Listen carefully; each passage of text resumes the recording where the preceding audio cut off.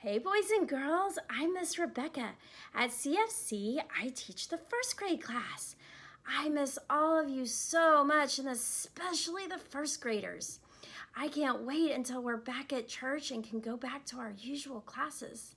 Today, I have a story for you from the book of John. Where on your Bible timeline do you think that falls? If you guessed Gospels, you are correct. Good job.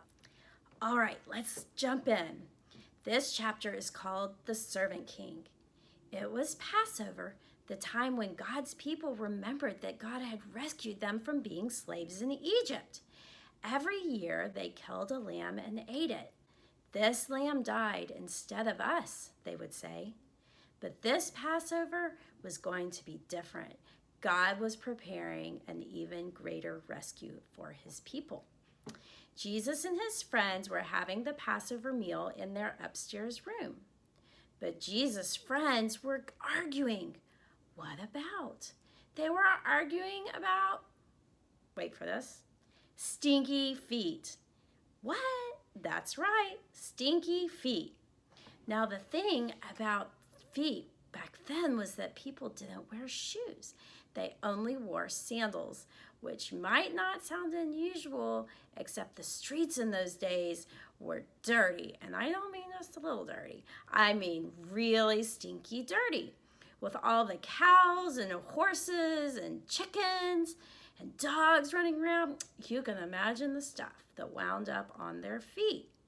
So anyway, someone had to wash away the dirt, but it was a dreadful job. Who on earth would dream of volunteering to do it? Only the lowliest servant.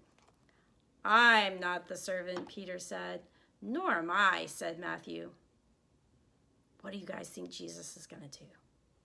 Quietly, Jesus gets up from the table, takes off his robe, and he picked up a basin of water. He knelt down and started to wash his friend's feet. You can't, Peter said. He didn't understand about Jesus being the servant king. If you don't let me wash away the dirt, Peter, Jesus said, you can't be close to me. Jesus knew that what people needed most was to be clean on the inside. All the dirt on their feet was nothing compared to the sin inside their hearts.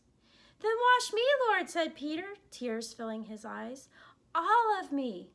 One by one, Jesus washed his disciples' feet.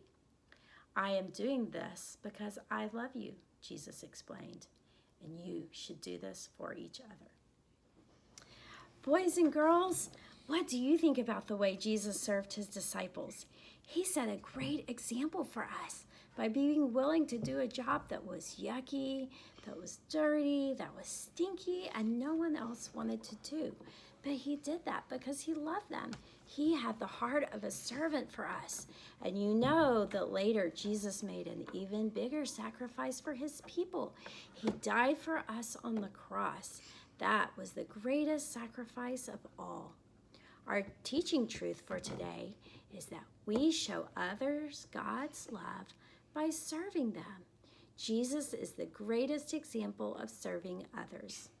I hope that this week you will find ways to help your mom and dad, your brothers or sisters, and everyone in your family by serving them. Think of kind things that you can do for others, and then you will be like Jesus. I hope everyone has a great week. That's it for today. Goodbye.